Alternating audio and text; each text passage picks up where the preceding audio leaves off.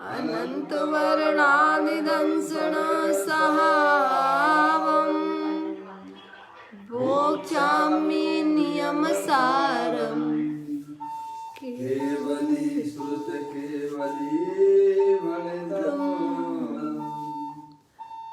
नम कर अनंत उत्कृष्ट दर्शन ज्ञानमय जिन वीर को कहो नियम सार सुकेवली श्रुत केवली पर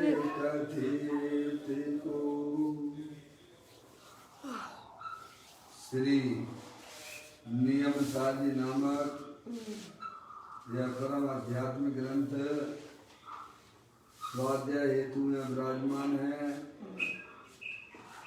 आज से 2000 वर्ष पहले इस महान पवित्र ग्रंथ की रचना आचार्य श्री कुंद कुंद देव द्वारा इसी पवित्र भूमि पर की गई और इसके टीकाकार पदम कमलधारी देव मुनराज हैं। ग्रंथ का नाम नियम सार है। नियम से करने योग कार्य अपनी आत्मा में सम्यक दर्शन, सम्यक ज्ञान, सम्यक चरित्र रूपी निर्मल पर्याय, पवित्र पर्याय, मोक्ष मार्ग रूपी पर्याय को प्रकट करना।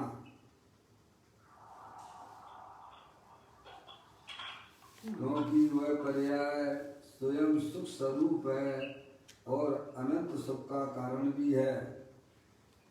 अनादि काल से हमारे आपके आत्मा में पर को अपना जानने वाली, पर को अपना मानने वाली, पर के साथ संबंध रखने वाली ऐसी मोहराग देश रूपी अपवित्र पर्याय, मलिन पर्याय प्रकट है, जो स्वयं दुख स्वरूप है और अनंत दुख का कारण भी है।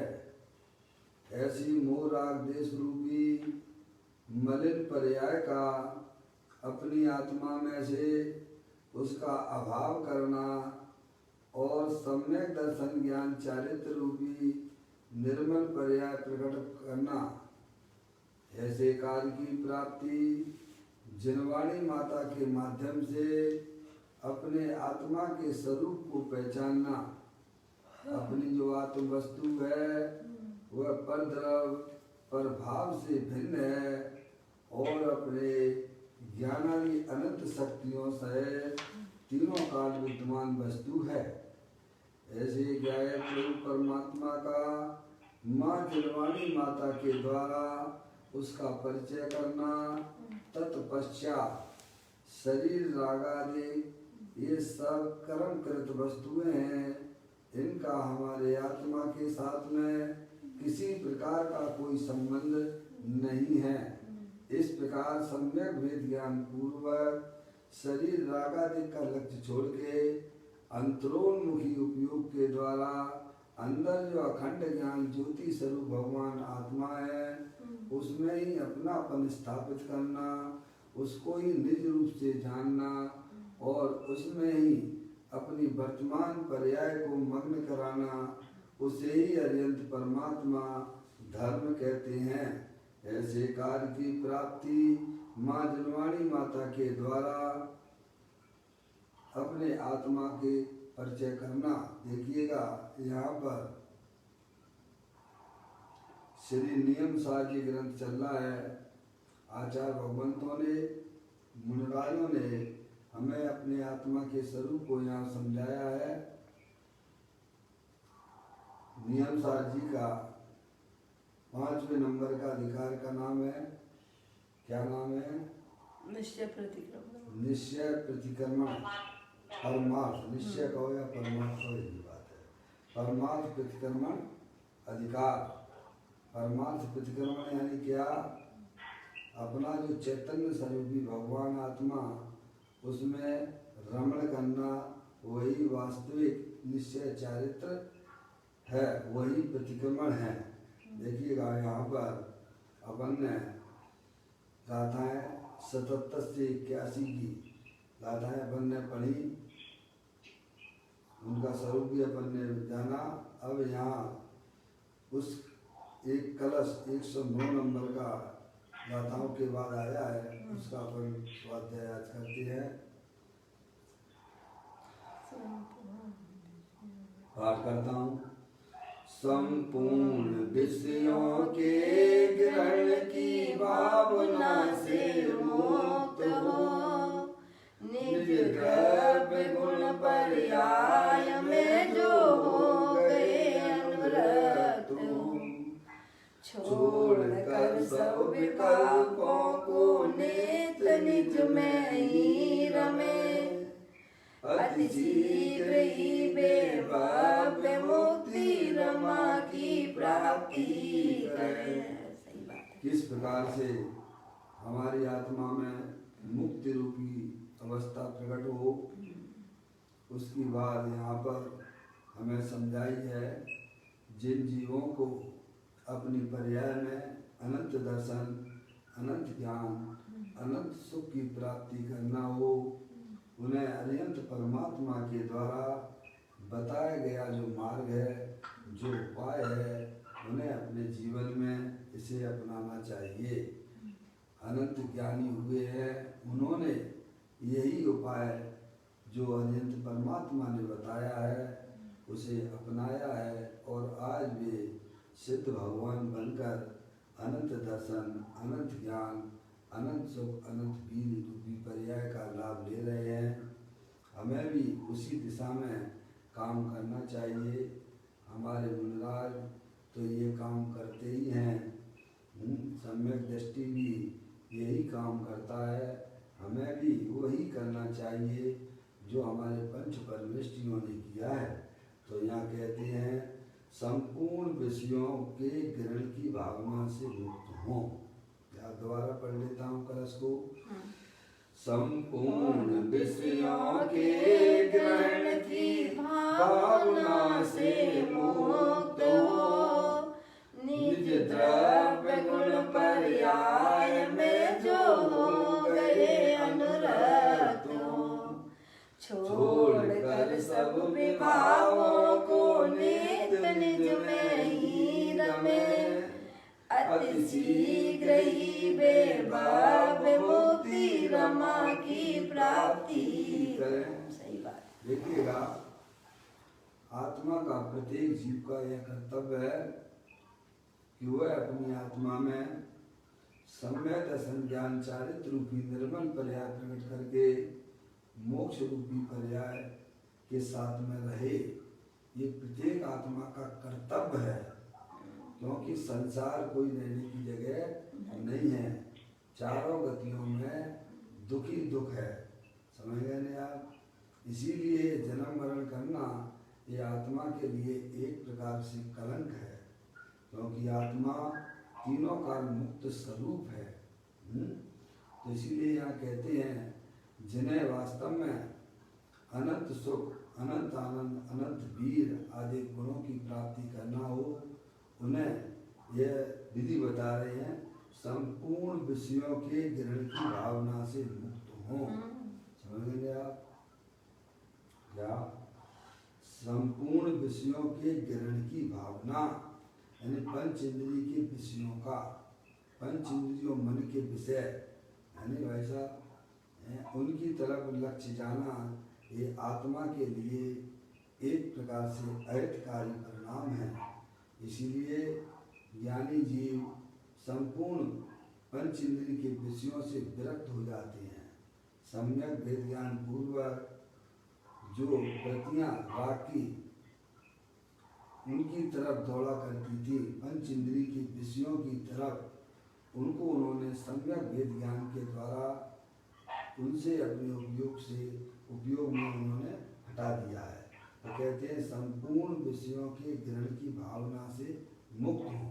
सबसे पहले अपने ज्ञान की पर्याय में वस्तु स्वरूप का ध्यान करो। कि मैं कौन हूँ। मैं चेतनेश्वर वस्तु हूँ, अखंड ज्ञान ज्योति स्वरूप हूँ, ज्ञानानंद मूर्ति हूँ। मेरा सुख मेरे ज्ञायक प्रभु परमात्मा में है। पंच इंद्रिय के विषयों में मेरा सुख नहीं है।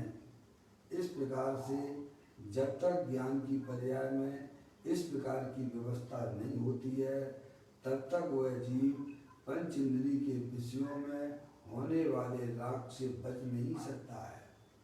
समझ में आया भैया? अगर जिन्हें अपनी आत्मा में दुख नहीं चाहिए, उन्हें सबसे पहले इस विश्व की विश्व व्यवस्था को समझना चाहिए। समझ में आया? अपना जो चेतनेश्वर भगवान आत्मा अरूपी है, अनंत शक्तियों का भंडार है, ज्ञानानंद मूर्ति स्वरूप है, क्या सुख शांति का भंडार है। उसका जब तक आपको परिचय नहीं है, तब तक आपका उपयोग पंच इंद्रिय के विषयों से हट ही नहीं सकता है। समझ रहे आप?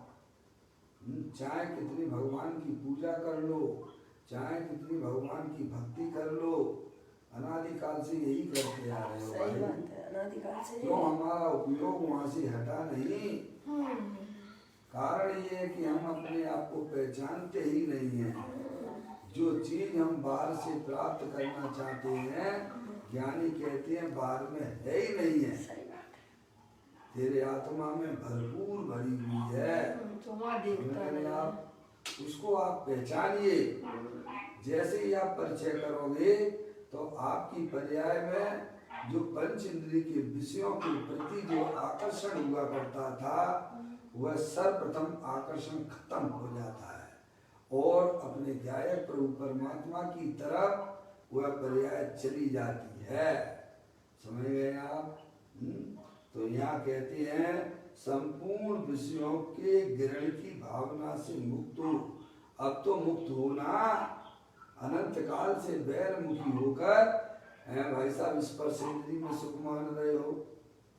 है ये कहानी कोई आज और कल की नहीं है, ये कहानी हमारी अनादिकाल की है, सदियों से चली है। इसमें है कब से हो भाई साहब आप लोग? अनादि से। कब से हैं अपन लोग? कोई 40, 50, 60 साल वाले नहीं हो। एक इंद्री का जीव भी रहा तो भाई साहब स्पर्श इंद्रिय है, भाई साहब कैसे भी ठंडाई में ठंड मिल जाए, गर्मियों में तपता रहा, जलता रहा, मरता रहा, है पानी मिल जाए, पेट बनकर भी रहा तो अंदर में प्यासा बना रहा क्योंकि पैर मुख रहा। समझ गए आप? दो इंद्री में आया तो रसना इंद्री, मतलब इतना का समय जीव अनंत काल से यही कर रहा है, बैरमुखी होकर पंच इंद्रिय के विषयों से भीख मांग रहा है। सही बात है। ज्ञानी कहते हैं कि भाई तुम्हें बैरमुख होने की बिल्कुल भी जरूरत नहीं है। तेरा आत्मा स्वयं ज्ञानानंद मूर्ति स्वरूप है। जैसे शक्कर मिठास से भराई हुई होती है, वैसे ही तेरा भगवान आत्मा सुख शांति से भरा हुआ है। भाई तू एक बार अपने आत्मा का परिचय तो कर, तू चेतनेश्वर भगवान आत्मा है, ऐसा तू स्वीकार तो कर, तो वह पर्याय फिर वहां से विमुख हो जाती है। समझ गया? सच्चा ज्ञान ही हमारे आत्मा के लिए कल्याणकारी होता है। इसीलिए हमारी बारे भावनाओं में भी यही लिखा है, धन कन कंचन राज सुख सबई सुलभ कर जाए, दुर्लभ है संसार में एक यथार्थ ज्ञान। किस प्रकार से हमारे उपयोग, हमारी परिणति, हमारा परिणाम पंच इंद्रिय के विषयों से विमुख हो जाए, यही आत्मा के लिए कल्याण का मार्ग चालू हो जाता है। जब तक हम बैरमुखी होकर अपने दर्शन ज्ञान चारित्र वीर को भाई सब लगाया करते हैं, उतना हमारा संसार बाकी है, शेष है। समझ में आया भैया? इसीलिए ज्ञानी लोग सब यही उपाय करते हैं, कहते हैं संपूर्ण विषयों के गिरण की भावना से मुक्त हो। अब तो मुक्त होना है, मैं भैया मेरा लड़का मेरी लड़की है, तेरा काय का लड़का तेरी काय की लड़की, भाई साहब तेरा शरीर ही तेरा नहीं है तो ये लड़के लड़की कहाँ से आ गए? अब सब स्वतंत्र द्रव्य है, सब स्वतंत्र, सब अपने में रह के अपना परिणमन कर रहे हैं। अनादिकाल से हमारा आत्मा इसी प्रकार मोह के वशीभूत होकर ठगाया जा रहा है। अब तो चेतो, सही बात है। मेरा तो एक चेतनेश्वर भगवान आत्मा है, अरूपी है, अतीन्द्रिय आनंद स्वरूप है भाई, अनंत शक्तियों के भंडार वाला है, तीनों काल एक रूप रहने वाला है। उसमें ही अपनापन स्थापित करो, उसको ही निज रूप से जानो है। मैं तो एक अखंड ज्ञान ज्योति स्वरूप भगवान आत्मा हूँ। ऐसी जहाँ पर्याय में स्वीकृति हो जाती है वहीं जो है उपयोग परिणाम पंच इंद्रिय के विषयों से विमुख हो जाते हैं। यही एकमात्र उपाय है। इसीलिए ज्ञानी जी कहते हैं कि भाई संपूर्ण विषयों का मतलब पंच इंद्रिय के विषय, स्पर्श इंद्रिय, रसना इंद्रिय, घ्राण इंद्रिय, चक्षु इंद्रिय, कर्ण इंद्रिय और मन।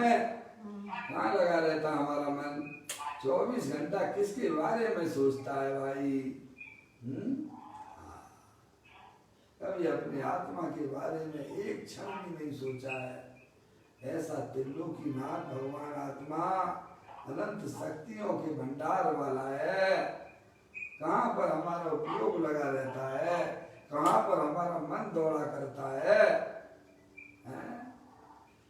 अरे ज्ञान की दौड़ तो हमारे गायक प्रभु परमात्मा की तरफ होना चाहिए थी, वो हो किधर रही है? मुझे ये करना है, मुझे वो करना है। अरे प्रभु पहले ये तो पहचानो, तुम करने वाले हो कि ज्ञाता दृष्टा पुरुष हो, तुम आत्मा हो, तुम शरीर नहीं हो। कहते हैं संपूर्ण विषयों के ग्रहण की भावना से मुक्त हो, ये आत्मा के कल्याण का मार्ग है। पंच इंद्रिय के विषयों की तरफ जो हमारा उपयोग जाता है उससे यह जीव कब मुक्त हो वह उपाय करना चाहिए। समझ में आया भैया? ज्ञानी तो करते हैं, तो कहते हैं परम प्रमोदधारी देव मुंडराज कहते हैं संपूर्ण विषयों के ग्रहण की भावना से मुक्त हो। समझ में आप? जो राग के कारण मोह के वशीभूत होकर जो पंच इंद्रिय के विषयों की तरफ भागा करते हैं वो हमारे लिए अहितकारी है। उससे मुक्त हो, उन रागादिक परिणामों से मेरी आत्मा भाई साहब मुक्त हो, तब आत्मा का कल्याण का मार्ग प्रारंभ होता है। यानी बैर मुक्ता से नहीं, अंतर मुक्ता से है भाई साहब। पंच इंद्रिय के विषयों में सभी ले लेना। बैर मुक्ता दो कारणों से हो जाती है, एक तो अशुभ राग के कारण से होती है, दूसरी शुभ राग के कारण से होती है, और दोनों ही परिणाम आत्मा के लिए अहितकारी हैं। ज्ञानियों ने शुभ अशुभ परिणामों पर विजय प्राप्त की है। इसीलिए कहते हैं संपूर्ण विषयों के ग्रहण की भावना से मुक्त हो। आत्मा की भलाई किसमें है? अपने आप को आत्मा रूप स्वीकार करने में है। आत्मा की भलाई किसमें है? कि वह परिणाम अपने आत्मा में भ्रमण करे तो आत्मा की उसी में भलाई है। बैर मुख रहना ये आत्मा के लिए दुर्गति और 4 गति 84 लाख योनियों को निमंत्रण देना है।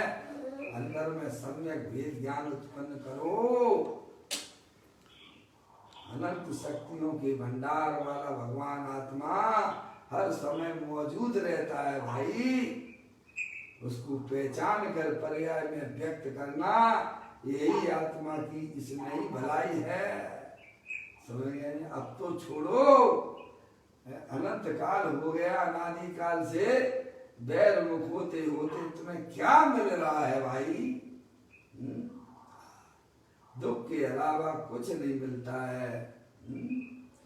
कहते हैं संपूर्ण विषयों के गिरण की भावना से मुक्त हो, यानी अपने रागादिक परिणाम के कारण से जो हमारा उपयोग बाहर जाता था, ज्ञानियों ने अंदर में सम्यक वेद ज्ञान पर्याय में प्राप्त किया है भाई साहब, तो वहां से उनका उपयोग है भाई साहब हट जाता है।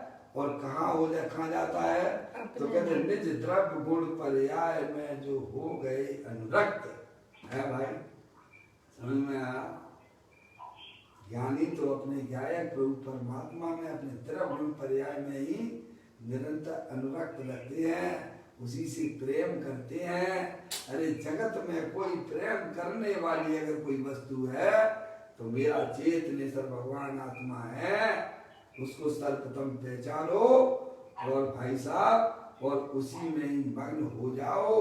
यही आत्मा के लिए कल्याण का मार्ग है। तो ये कहते हैं उपयोग पंचेंद्रिय के विषयों के राग से विरक्त हुआ तो फिर रक्त कहाँ हुआ? तो अपने द्रव्य गुण पर्याय में रक्त हो गया। क्या हो गया भाई साहब? भाई सब सच्ची विरक्ति है। जब तक पर्याय अपने गायक प्रभु परमात्मा की तरफ नहीं जाती है तब तक मोक्ष के द्वार नहीं खुलते हैं भाई साहब। मोक्ष के द्वार तो खुलेंगे क्या? अरे पर्याय में जब तक निराकुलता की उत्पत्ति ना हो तब तक मोक्ष के द्वार बिल्कुल नहीं खुलते हैं भाई। और निराकुलता होती है तो अपने गायक प्रभु परमात्मा के आश्रय से होती है। क्या? तो कहते हैं भाई निज द्रव्य गुण पर्याय में जो हो गए अनुरक्त, ज्ञानी जीव ये काम करते हैं। अभी तो द्रव्य गुण पर्याय की चर्चा ही नहीं चलती है, खबर ही नहीं। समझ में आया भैया? जगत के जीवों को क्या द्रव्य है और द्रव्य में रहने वाले कैसे गुणों का स्वरूप है और उनकी पर्याय कैसी होती है, ये जगत के जीवों को पता तक नहीं है। ये तो अरिहंत भगवान की दिव्य ध्वनि में आई हुई बातें हैं जो आज ग्रंथ हमारे पास में उपलब्ध हैं। समझ में आया भैया? हमें उनका भरपूर सदुपयोग करना चाहिए, अपने आत्मा को पहचानना चाहिए। मेरा आत्मा सिद्ध की सामर्थ्य वाला है। जितनी शक्तियां अरिहंत सिद्ध परमात्मा के पास में है उतनी की उतनी शक्तियां वर्तमान में मेरे पास में भी हैं। समझ में आया? ऐसे अपने गायक प्रभु परमात्मा को पहचानना और मेरा हुआ भगवान आत्मा भाई साहब द्रव्य कर्म भाव कर्म नौ कर्म से रहे अनंत शक्तियों के भंडार वाला है। ऐसा परिचय करके तत्पश्चात है भाई साहब शरीर राग आदि की दृष्टि छूट जाती है और अपने गायक प्रभु परमात्मा की प्रतीति हो जाती है। इसी का आनंद है और वह पर्याय फिर उसी में ही रक्त रहने का प्रोग्राम बना लेती है। अपनी आत्मा की साधना करती है और अपनी आत्मा की आराधना करती हुई वह पर्याय मोक्ष रूपी पर्याय को भी प्रकट कर लेती है भाई। तो कहते हैं पंचेंद्रिय के विषयों की भावना से विरक्त हो और अपने गायक प्रभु परमात्मा में रक्त होना, इसी का नाम धर्म है। क्या भाई? ऐसा धर्म जो है भाई साहब कोई मूल नहीं मिले है जो बाजार में जाके खरीद लाओगे पैसे देकर। पैसे से क्या क्या खरीदोगे? पैसे से क्या तुम अपने आत्मा की शांति खरीद सकते हो क्या? व्यवस्था ही नहीं है। ऐसी शांति ऐसा आनंद खरीदने से नहीं मिलता भाई। अरे मंदिरों में भी नहीं रखा हुआ है, संवेद शिखर पर भी नहीं मिलेगा। है भाई साहब, आप अपने आत्मा का ज्ञान कर लो कि मेरा आत्मा तीनों काल शरीर राग आदि से भिन्न अखंड ज्ञान ज्योति स्वरूप है। बस इसमें कौन से तुम्हारा पैसा लग रहा है भाई साहब? हैं बताइए आप पापा, क्या तुम्हारा पैसा लग रहा है इसमें? जानना तो पड़ेगा पापा। कितने भी भटक लो, हैं जितने भटके हो है भाई साहब, अनादि काल से भटक ही रहे हो। भटक भटक भव की गलियों में है। कहीं दुख मैंने अगर मन नहीं भरा है तो और भटक लो, पर आना तो पड़ेगा, एक ना एक दिन तुम्हें अपने घर में ही आना पड़ेगा। सही बात है, चैतन्य घर में आए बिना काम नहीं चलेगा। कितने भी बार घुमाओ, कितनी भी यात्राएं कराओ भाई, पर लौट के तो तुम्हें अपने घर ही आना पड़ेगा ना। एक त्रियंश गति का जीव भी, संगी पंचिंद्री, गाय भैंस भी भाई साहब चर चरा के फिर अपने घर ही आ जाती हैं। ऐसे बहुत से त्रियंश गति के जीव रहते हैं कि भाई साहब समझ में उन्हें जंगल में छोड़ देते हैं और वे अपने आप शाम होते ही अपने घर वापस आ जाती हैं। अपना उपयोग अनादि काल से भाई साहब भटक रहा है बैलमुखी होकर। है भाई साहब, क्या मैं त्रियंश से भी गया बीता हूं क्या? है? अपनी आत्मा का ज्ञान करो। मैं चेतनेश्वर आत्मा हूँ, ये शरीर नहीं हूँ। अंदर में दे देवल में विराजमान ज्ञानानंद मूर्ति प्रभु भगवान आत्मा हूँ। ऐसा सच्चा ज्ञान करो। ज्ञानियों ने यह काम किया है तो कहते हैं निज द्रव्य गुण पर्याय में जो हो गए अनुरक्त। इसमें अनुरक्त है अपने ज्ञान भाई साहब, अपने द्रव्य गुण पर्याय। परिचय के बिना प्रीति नहीं होती है और प्रीति के बिना समर्पण नहीं होता है भैया। कितना भी धर्म के नाम पर जो तुम्हें करना हो कर लो भाई साहब, जब तक आपको आपकी आत्मा का परिचय नहीं है तब तक वह पर्याय अपने आत्मा से प्रेम नहीं कर सकती है। परिचय के बिना प्रीति किसी से को देखी है आपने? अरे भैया, परिचय ही होता है। परिचय के बिना प्रीति हो सकती है क्या? नहीं। बताइए आप। परिचय के बिना प्रीति नहीं होती है भाई, और प्रीति के बिना समर्पण नहीं होता है। ऐसे ही हमें जब तक अपनी आत्मा का परिचय नहीं है तब तक आपको अपनी आत्मा से प्रेम नहीं हो सकता है। कितना भी आत्मा आत्मा की बातें कर लो, हैं समझ आप, लेकिन आत्मा का परिचय अरियंत परमात्मा ही बता सकते हैं। दूसरी किसी की वाणी में वह शक्ति नहीं है, क्योंकि वे आत्मा को ही नहीं जानते हैं। बातें भले ही कितनी भी आत्मा की करते हो। समझ में आया भैया? कल अपन सुन रहे थे ना ब्रह्म कुमारी। समझ में आया कि नहीं आया भैया?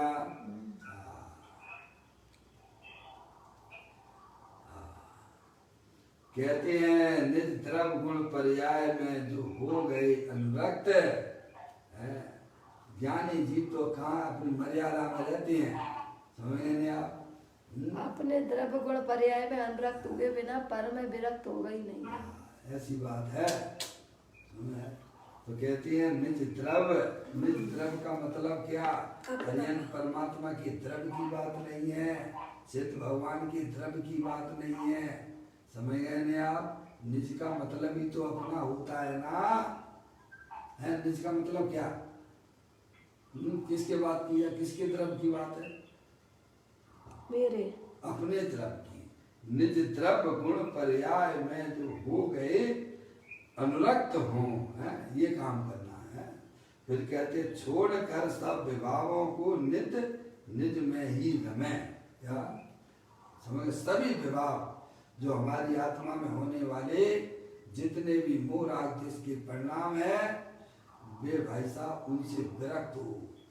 विरक्त आप जब हो पाओगे जब उन विभावों के स्वरूप को भी आप पहचानोगे।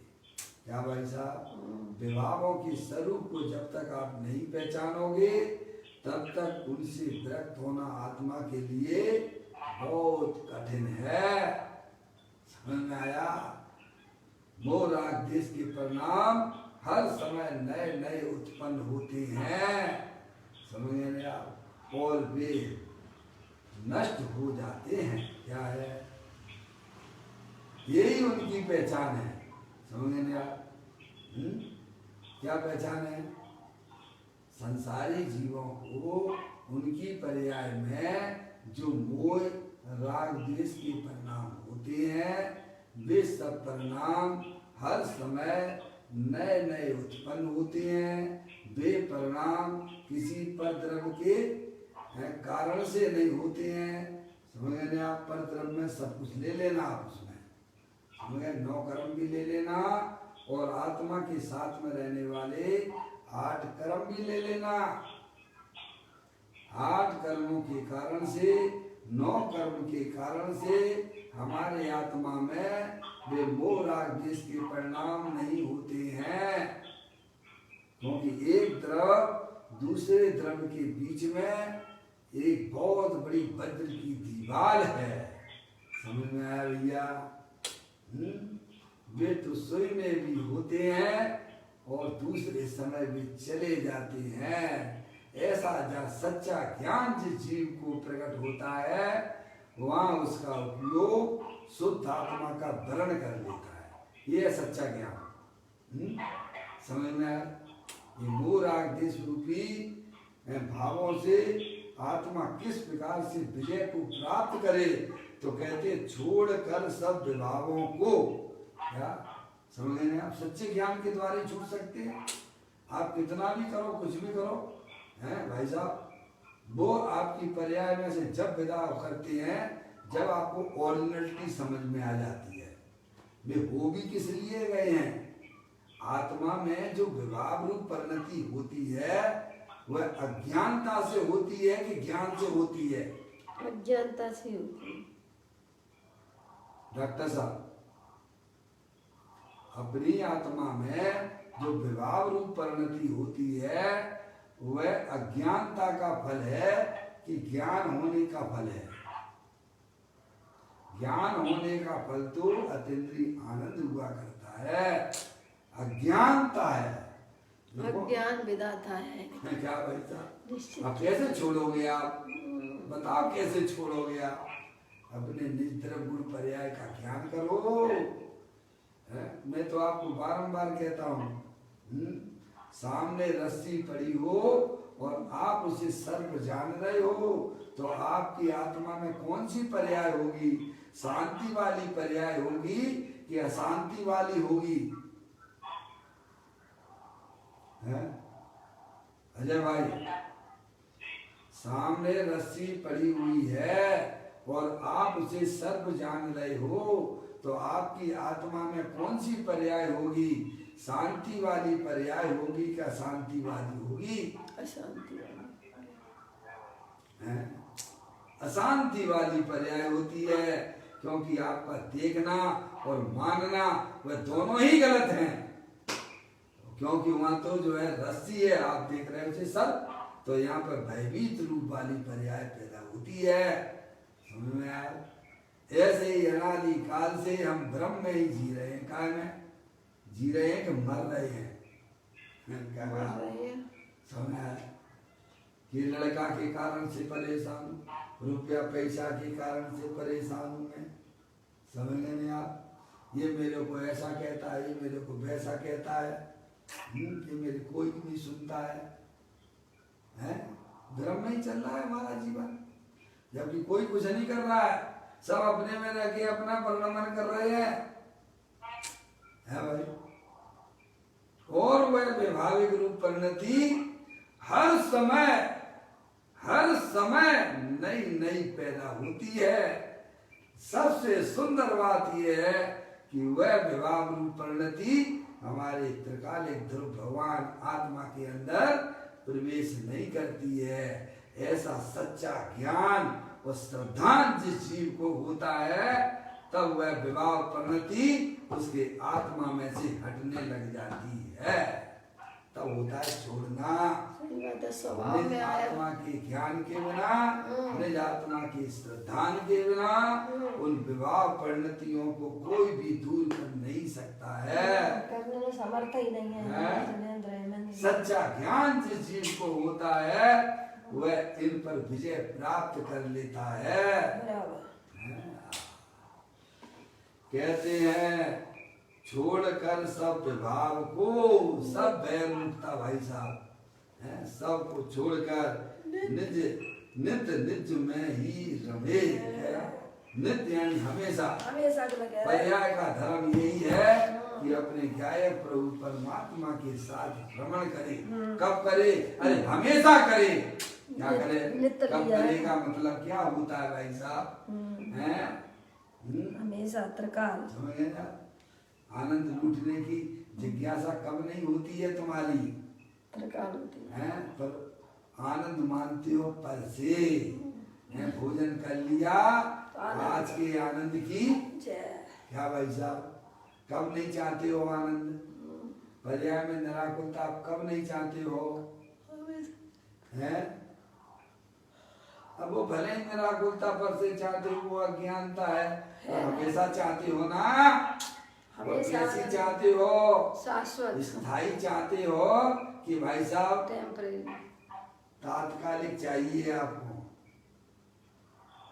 अंदर में चाहे तो भाई साहब त्रिकाली है।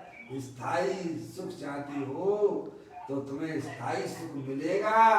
अपने गायक प्रभु परमात्मा के पास चले जाओ है भाई साहब, सुख शांति का भंडार पड़ा हुआ है।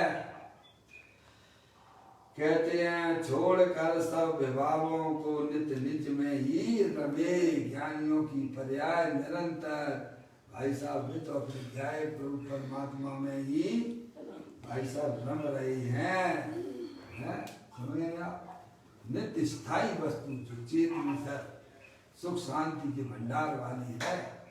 तो कहते हैं छोड़कर सब विभाव को संपूर्ण वैर मुक्ता छोड़कर जो अंदर अपना चेतन सर भगवान आत्मा जो तीनों का वितराग स्वरूप है, ज्ञान आनंद की मूर्ति है, उसमें ही रमण करो। केली करें शिव मार्ग में जगमाई जनेश्वर के लखनंदन। आगे क्या लिखा था पहले? वेद विज्ञान जगो जिनके घट, शीतल चित भयो जिन चंदन। बिना वेद विज्ञान के कोई भी जीव का हृदय शीतलता को प्राप्त नहीं हो सकता है, आत्मा में शांति प्राप्त नहीं हो सकती है। इसीलिए कहते हैं ज्ञानी वेद विज्ञान जगो जिनके घट, शीतल चित भयो जिन चंदन। केली करें शिव मार्ग में जगमाई जिनेश्वर के लखनंदन। सम्यक दृष्टि जीव भी अपनी पर्याय में वस्तु स्वरूप का यथार्थ ज्ञान करके निरंतर अपनी आत्मा के साथ केली करना सीख गया है? साधु परमेष्ठी तो करते ही हैं। उनका लेवल का पर्याय का लेवल बहुत ऊंचा है सम्यक दृष्टि की अपेक्षा से। समझिए अभी तो निरंतर दिन रात आत्मा का चिंतन मृद संभाषण में वही कथन रहता है भाई साहब। समझिए दूसरी कोई बात नहीं। कहते हैं छोड़कर सब विभावों को, सब बहिर्मुखी दृष्टि को त्याग दो भाई साहब।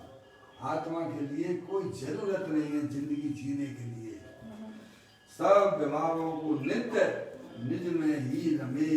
ज्ञानी जीव की परिणति निरंतर अपने गायक प्रभु परमात्मा में ही वह भ्रमण कराती है। कहते फिर क्या होता है?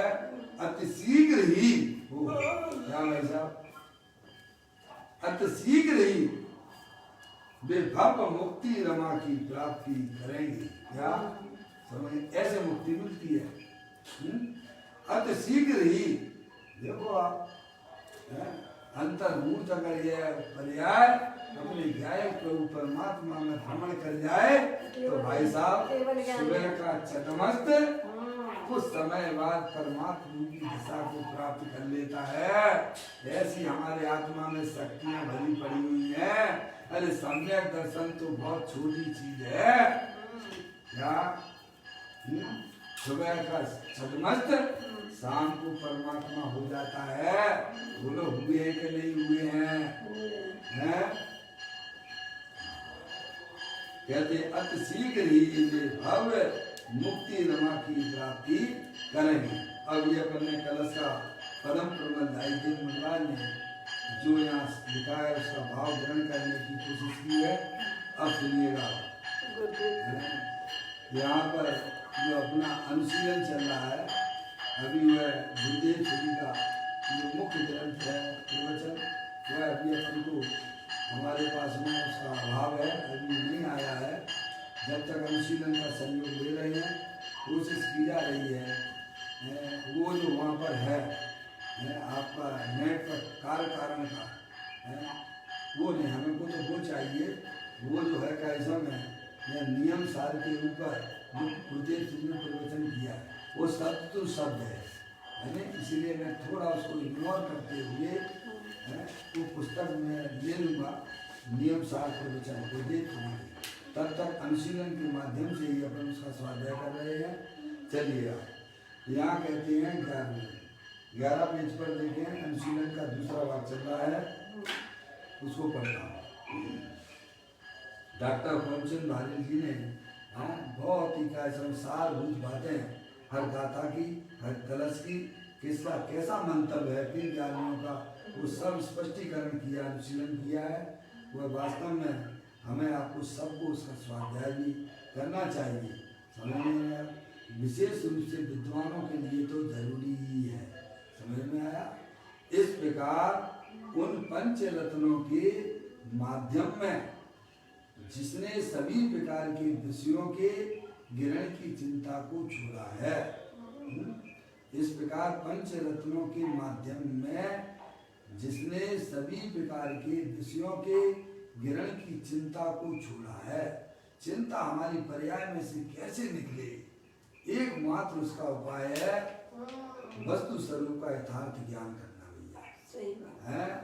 हम निरंतर हमारी पर्याय में जो चिंता निरंतर चला करती है, पंच इंद्रिय के विषयों की तरफ देखने से, अपना मानने से, वह चिंता तो ये बहुत खतरनाक होती है भाई साहब। समझ गया? वह इस प्रकार के विकार हमारी आत्मा में एक समय में रखने लायक नहीं है। ज्ञानियों ने उस विकारों को दूर किया है।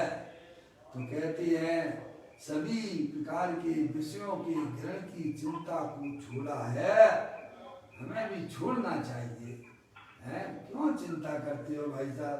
तत्व का चिंतन करो ना।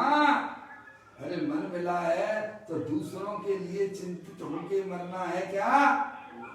है चिंता छोड़ो, अपने द्रव्य गुण पर्याय का चिंतन करो, अपने द्रव्य गुण पर्याय का परिचय करो, तो पर्याय में आनंद की धाराएं प्रारंभ हो जाती हैं। चाहे गई चिंता गई मन। हाँ कहते हैं इस प्रकार उक्त यानी ऊपर पंच रत्नों के माध्यम से, पंच रत्न थी गाथाएं थी ना 5 77 से 81 की गाथाओं के पंच रत्नों के माध्यम में जिसने सभी प्रकार के विषयों के ग्रहण की चिंता को छोड़ दिया है। क्या भाई साहब? मैं शरीर नहीं हूँ, जब मैं शरीर ही नहीं हूँ तो मनुष्य नहीं हूँ, है मार्गी नहीं हूँ, मैं देव नहीं हूँ, त्रियंच नहीं हूँ, मैं तो चेत मिश्र भगवान आत्मा हूँ। ऐसा उसने कहा सच्चा ज्ञान किया। समझ नहीं आप? मैं गुण स्थान नहीं हूँ, मैं मार्गणा स्थान नहीं हूँ, मैं जीव स्थान नहीं हूँ, मैं तो चेत मिश्र भगवान आत्मा हूँ। मैं क्रोधी नहीं हूँ, मैं मानी नहीं हूँ, मैं लोभी नहीं हूँ, मैं मायावी नहीं हूँ। समझ गए? मैं तो चेत मिश्र भगवान आत्मा हूँ। समझ गए? इस प्रकार की विभाग रूप परिणति और शरीर रूपी परिणति का यथार्थ ज्ञान करके उसने अपनी परिणति में तो चेत मिश्र भगवान आत्मा हूँ, निरंतर अपनी आत्मा में रह के आत्मा का ही विलास किया करता हूँ, मैं ऐसा हूँ। तो सर्व प्रकार के इन पंच गाथाओं के द्वारा उसने अपने समस्त है भाई साहब विवाह परिणतियों से अपने उपयोग को छुड़ा दिया है। तो ये यहाँ कहा इस प्रकार उक्त पंच रत्नों के माध्यम में जिसने सभी प्रकार के विषयों की गिरण की चिंता को छोड़ दिया है और अपने द्रव्य गुण पर्याय के स्वरूप में चित्त को एकाग्र किया है। कहाँ किया है समझ लिया? उपयोग ने अज्ञान दशा से उनको अपना माना था, उनको जाना था, तो उसी में रक्त हो रहा था।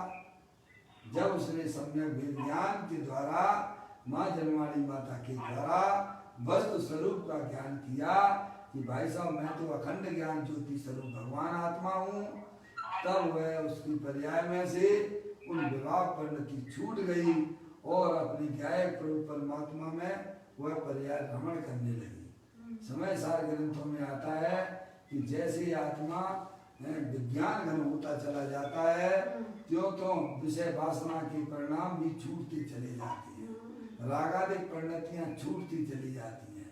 या जितना जितना आप जो है सोने को तपाते हो ना उतना उतना वह सोना कैसा होता है भाई साहब,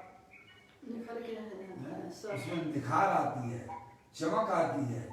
ऐसे ही जो उपयोग निरंतर अपने गायक प्रभु परमात्मा की साधना और आराधना में लगा हुआ है तो उसकी पर्याय में उतना आनंद की दशाएं प्राप्त होती रहती है, उतनी उसकी विशुद्धता निरंतर बढ़ती रहती है। समझ में आई?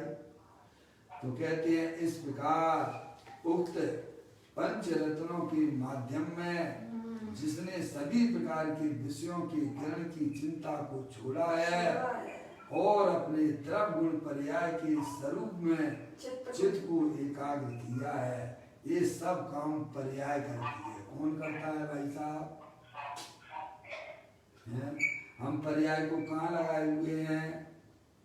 पर्याय को काम करना था ये और कर क्या रही है? पर के द्रव्य गुण पर्याय पर को संभालने में लगी हुई है, तो चिंता करती रहती है। क्या करती रहती है? पर की चिंता है, अपना समय गंवा रहा है, काहे में जा रहा है, क्या मिल रहा है भाई साहब? जैसे अज्ञानी जीव एक इंद्री से लेके असंगी पंचेंद्री जीव सब बेचारे इतने दुखी हैं कि ज्ञानी हमें समझाते हैं कि उनके दुखों का वर्णन लाखों करोड़ों जिव्याओं से किया जावे तो भी वह किया नहीं जा सकता है। और हम भी अगर असंगी होकर ही जी रहे हैं तो संगी होने का क्या लाभ लिया आपने? वे चिंता में हैं, वे मर रहे हैं, हम भी भाई साहब चिंता ही में हैं, तो क्या अंतर है? वे अपने आप को शरीर रूप से देख रहे हैं, एक इंद्रिय जीव, आप भी अपने आप को शरीर रूप से देख रहे हो, तो बोलो क्या अंतर है? अजय भैया, एक इंद्रिय जीव है अपने आप को शरीर रूप से देखता है और मानता है, और हम भी अपने आप को शरीर रूप से देख रहे हैं और मान रहे हैं, तो जुगोदिया जीव में और मेरे में क्या अंतर है भैया? सोचो है भाई, मान्यता की अपेक्षा से कोई अंतर नहीं है भाई साहब। वो मान्यता ही तो अंदर का परिवर्तन होना चाहिए था ना, मन मिला है तो अंदर के परिवर्तन को करने की बात है? कहते हैं इस प्रकार उक्त पंच रत्नों के माध्यम में जिसने सभी प्रकार के विषयों के गिरने की चिंता को छोड़ा है और अपने द्रव्य गुण पर्याय के स्वरूप में चित्त को एकाग्र किया है, वह भव्य जीव निज भाव से भिन्न संपूर्ण विभागों को छोड़कर अति शीघ्र ही मुक्ति को प्राप्त करता है। क्या उसे कहते हैं भव्यता? जो अपने गायक प्रभु परमात्मा को भाई साहब ग्रहण करे, उसमें लीन हो, वह भव्यता है। अपने गायक प्रभु परमात्मा के आश्रय से जीना यही भव्यता की निशानी है। पर द्रव्यों के आश्रय से जीना वह तो एक प्रकार से अभव्य है। अगर पर के आश्रय से भव्यता लोगे तो अनंत अनंत जीव पर के आश्रय से ही है भाई साहब जीवन कर रहे हैं अपना। समस्त अज्ञानी जीव है भाई साहब, परिद्रव्य मिल जाए तो मैं सुखी हो जाऊं, स्पर्श इंद्री के विषय मिल जाए तो मैं सुखी हो जाऊं, है रसना इंद्री के विषय मिल जाए तो मैं सुखी हो जाऊं, है समझ में आया कि नहीं? ये तो अभव्यता है, अपने गाय प्रभु परमात्मा के आश्रय से जीना। पूज्य गुरुदेव श्री कहते हैं, अरे अनादि काल से तूने आत्मा के बिना गाड़ी चलाई है, अब आत्मा अब राग के बिना गाड़ी चलाना सीखो। मौसी 604 नंबर का है दूरदृष्टि में। अनादिकाल से इस आत्मा ने आत्मा के बिना गाड़ी चलाई है। शरीर पे बैठ के गाड़ी चला रहा है, मैं मनुष्य हूँ, मैं स्त्री हूँ। कौन सी गाड़ी है भाई साहब? ये तो संसार की गाड़ी है, ढच्चर गाड़ी है? समझ में आया? मैं रागी देसी हूँ, तो भाई साहब राग के ऊपर बैठ के गाड़ी चला रहे हो आप। मैं तो चेतन सरखंड ज्ञान ज्योति स्वरूप भगवान आत्मा हूँ। ऐसा जो उपयोग में अपने को बसा लेता है वह मोक्ष मार्ग रूपी गाड़ी है। तो कहते हैं वह भव्य जीव निज भाव से भिन्न, निज भाव यानी बीतराग भाव, आनंद भाव से भिन्न, ये रागादिक परिणतियां दिखाने, वह भव्य जीव निज भाव से भिन्न संपूर्ण विभावों को छोड़कर, क्या हो गया? निज भाव कैसा है अपना? शक्कर का स्वभाव कैसा होता है भाई साहब? मीठा मीठा होता है ना। ऐसे ही अपना भगवान आत्मा निज भाव। निज भाव का मतलब क्या? जिसमें अनंत ज्ञान, दर्शन, चारित्र, वीर, सुख, ऐसी अनंत अनंत शक्तियों का पिंड, वो अपने आत्मा का भाव है। भैया सोने का भाव क्या है? पीलापन, भारीपन। अरे सोने का भाव क्या है? उसके गुण है, वही उसका भाव है। पापा चले गए होंगे, नहीं होंगे? पापा चले गए। मम्मी है, सोने का भाव क्या है? पीलापन। बहुत बढ़िया भैया, अशोक भैया, पीलापन, चिकनापन है, ये उसके भाव हुआ करते हैं ना। ऐसे ही आत्मा का निज भाव क्या है? कि वीतराग स्वरूप है, आनंद स्वरूप है। क्या भाई साहब? जिसमें दुख का रंच मात्र भी नहीं है, ऐसा अपनी आत्मा का स्वभाव है। निज भाव से भिन्न जितने भी हमारी परिणति में दुख की पर्याय उत्पन्न होती है, वे हमारे आत्मा का भाव नहीं है। ये तो अज्ञानता में से पैदा हो रही हैं। किस में से पैदा होती हैं? जो भी हमारी आत्मा में मोह राग द्वेष के परिणाम होते हैं, वे सब अज्ञानता से पैदा हो रहे हैं। वो हमारे आत्मा का भाव नहीं है। मेरा तो एक चेतनेश्वर भाव है, वीतराग आनंद स्वभाव मेरा भाव है।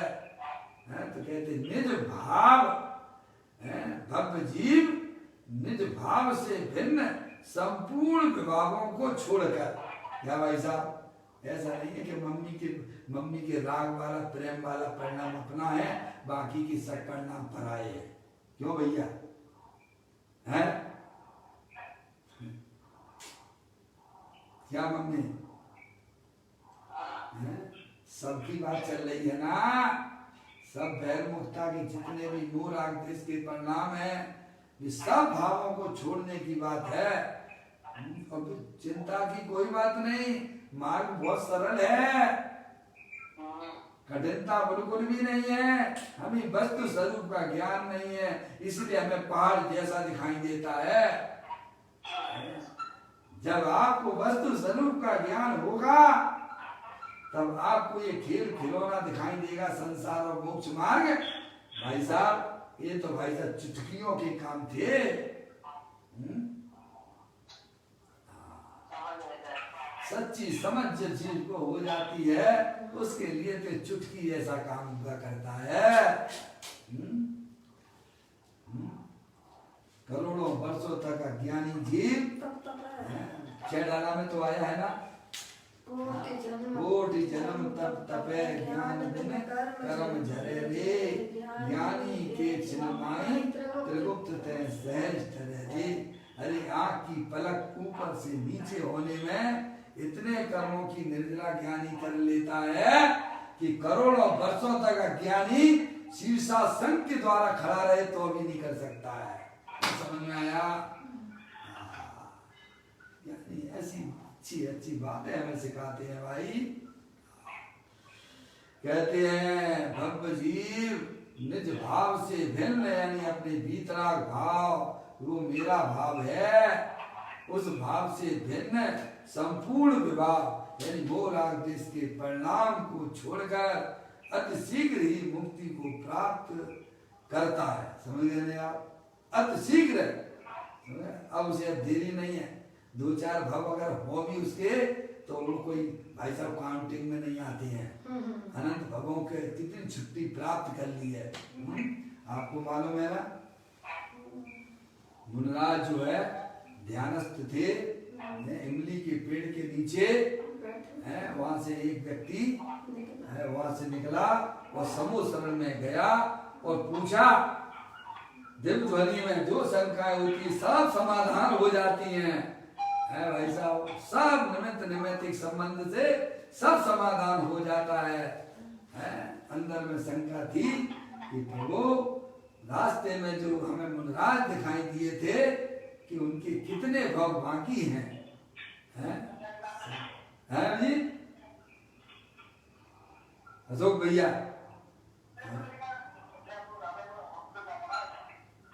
मैं आपकी बात को पूरी अच्छी तरह से नहीं सुन पा रहा हूँ। आप क्या? अच्छा कोई बात नहीं, कोई बात नहीं, आपकी घर की बातें हो रही, ठीक है। क्या कहता हूँ समझ में आया भैया?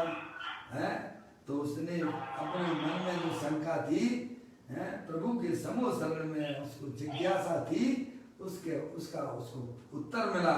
अरे जिस वृक्ष के नीचे वह मुनराज ध्यानस्थ है, वह जितने उस वृक्ष में पत्ते हैं उतने उनके भव। क्या कहा? ओहो, उसकी चेहरा उतर गया। ओहो, मुनराज तो ध्यानस्थ है और जितने पेड़ में वृक्ष हैं उतने उनके भव बताए जा रहे हैं। बेचारा उदास हो गया।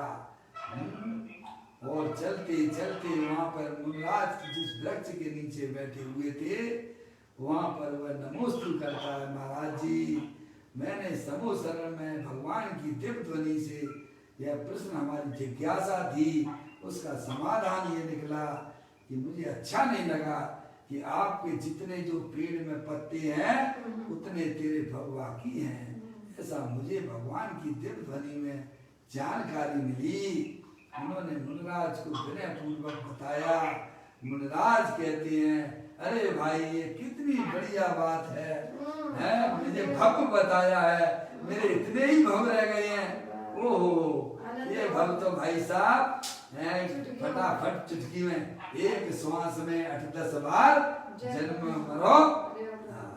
ये तो इनमें क्या दम है? समझ में आया? मैं भव हूँ, ये भगवान की दिव्य ध्वनि में आ गया है तो भाई साहब हमारे लिए बहुत ही अच्छी बात है। मुनराज तो प्रसन्न हो गए। क्या हो गए? ओह, भगवान के ज्ञान में भव्यता नजर आ गई। ये आत्मा के लिए सबसे बड़ी भाई साहब सबसे बड़ा तोहफा है जे। समझ गए ना? इनमें क्या दम है? अरे 2, 4, 8, 10 भव भी रह जाए सम्य दृष्टि जीवों के, अरे अल्पपुत्र परावर्तन भी शेष रह जाए तो उसके लिए आनंद की बात है, उसमें रोने धोने की बात नहीं है। वह मारीची का जीव भले ही दुखी होकर वहां समूह शरण छोड़ दिया था, लेकिन 24वां तीर्थंकर से हुआ ना है। कोई ऐसा नहीं है कि वह समूह शरण छोड़ दिया तो 23वां तीर्थंकर हो गया हो। क्यों? आदिनाथ भगवान प्रथम तीर्थंकर थे ना, वहां पर उसके लिए साहब ऐसा प्रश्न पूछा कि यहाँ कोई तीर्थंकर का जीव है? हाँ है, वो बैठे हैं मारीची का जीव है, 24वां तीर्थंकर होगा। उसने यह बात सुनी तो वह अपने आप क्या नाराज हो गया। आप पहले तीर्थंकर और मेरे को 24वें तीर्थंकर कहते हो? नाराज होकर सभा में से चला गया। 363 तो वो जो है 23वां हुआ कि 22वां तीर्थंकर हुआ? 24वां ही हुआ है। अरे भाई इतने भाव उसके शेष थे भाई साहब, अगर थोड़ा आनंदित होकर ये बात को सुनता तो कहाँ कोई तकलीफ थी। 363 मत चलाए भाई साहब, समझ में आया? भगवान के ज्ञान में ये आ जाना भाई साहब बहुत बड़ी उपलब्धि है कि ये आत्मा अब अल्प काल में मुक्ति को प्राप्त करने वाला है। ये हमारे लिए बड़ी सौगात की बात है, बड़ी प्रसन्नता की बात है। कहते हैं भाई साहब, भव जीव निज भाव से भिन्न, यानी अपने भीतरा भाव से भिन्न संपूर्ण विभावों को छोड़कर, संपूर्ण विभाव का मतलब क्या है? अल्प अवस्था, पर्याय में होने वाला अल्प अवस्था, पामर अवस्था, मूलार्थ इसके परिणाम, छदमस्त अवस्था, सब विभाव परिणामों में आ जाती हैं। कहते संपूर्ण विभावों को छोड़कर अति शीघ्र ही मुक्ति को प्राप्त करता है। समझे ये बात है। इस प्रकार इस कलश में निष्कर्ष के रूप में मात्र इतना ही कहा है कि जो आत्मार्थी उक्त 5 गाथाओं और उनकी टीका में समझाए गए भाव को गहराई से ग्रहण करे। क्या आप गहराई से विचार करिए। जो अध्ययन थोड़ा अपने लिए समय निकालिए भाई साहब, अपने लिए नहीं निकालोगे तो किसके लिए निकालोगे ये बताओ। तुम्हें रहना तो पड़ेगा इसी लोक में। ऐसा तो नहीं है कि भाई साहब अभी हम अपने अपने आत्मा की बातें नहीं सुनेंगे हैं। जब भी आपको स्टार्टिंग करना पड़ेगी तो यहीं से करना पड़ेगी। समझ में आ गया? अगर समझदार हो तो अभी से अपने आत्मा को समझने का प्रयास करना। समझ में आया? नहीं तो तुम्हारे भाई साहब इतने भव बाकी हैं भाई, क्या कहा जाए। कहते हैं इस प्रकार इस कलश में निष्कर्ष के रूप में मात्र इतना ही कहा है कि जो आत्मार्थी उक्त 5 गाथाओं और उनकी टीका में समझाए गए भाव को गहराई से ग्रहण करे। कैसे गहराई से? उतले उतले मन से नहीं है। समझ गए ना? आप ज्यादा विषय धर्म के नाम पर बदलने की कोशिश मत करो। जितनी बात आई है गाथाओं और कलश में उसी को बारंबार बारंबार बारंबार है वह कहलाती है गहराई। हम तो इधर से सुनते हैं तुरंत विषय बदल लेते हैं।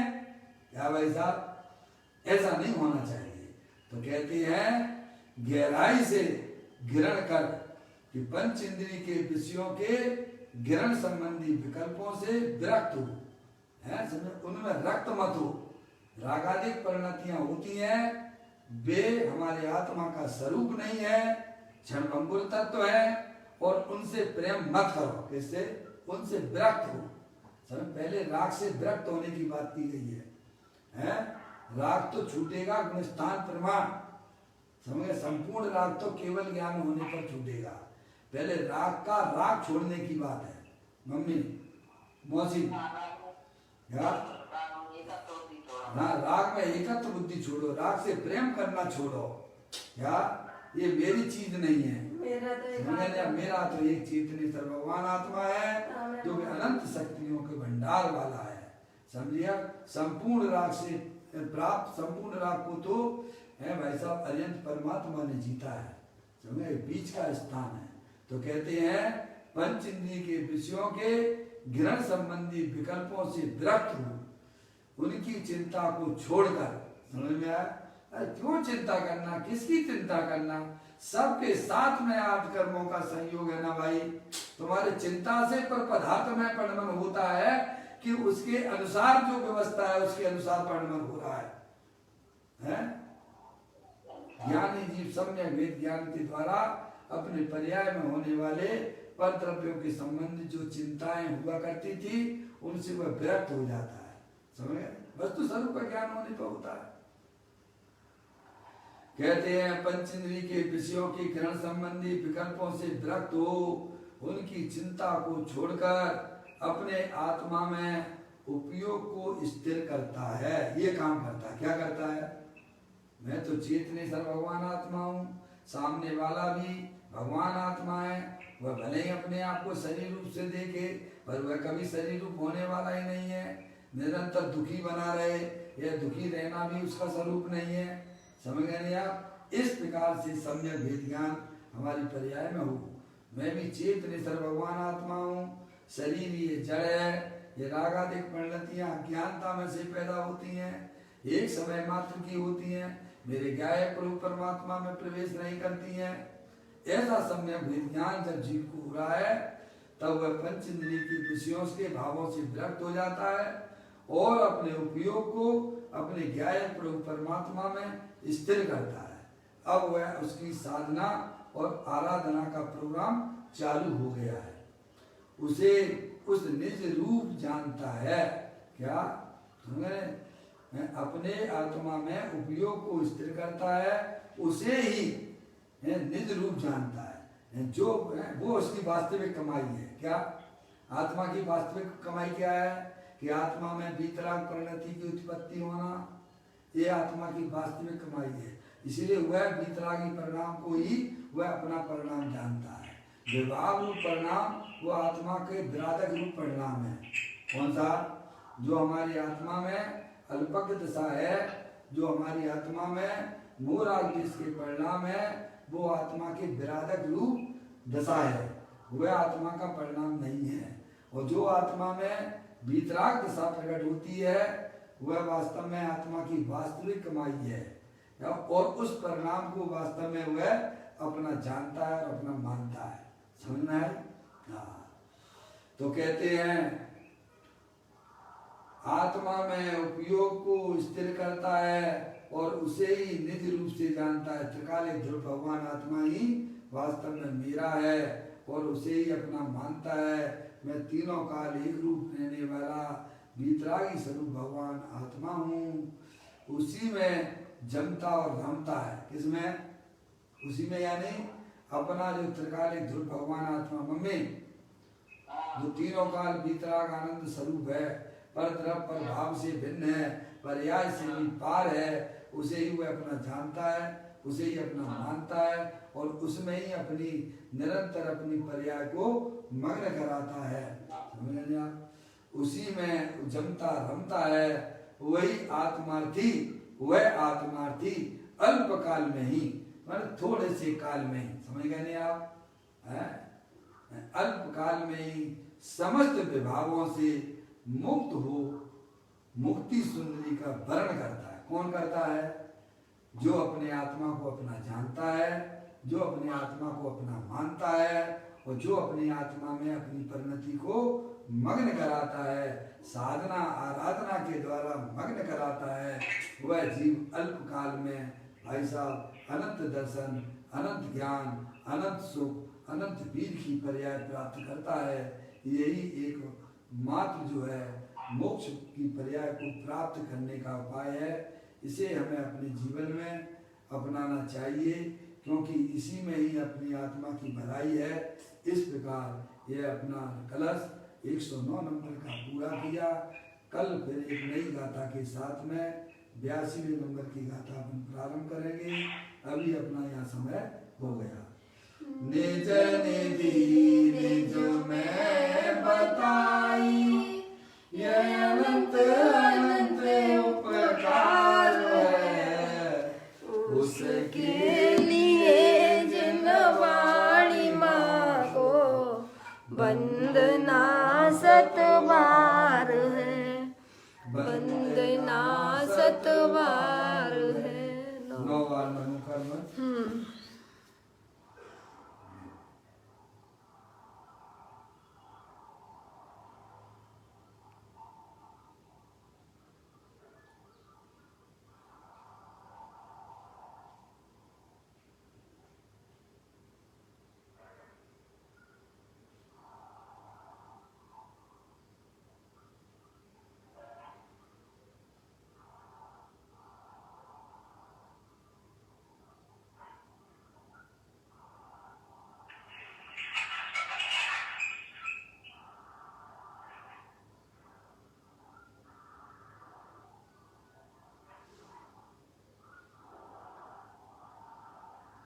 गुरु दत्त निर्वाणी माता की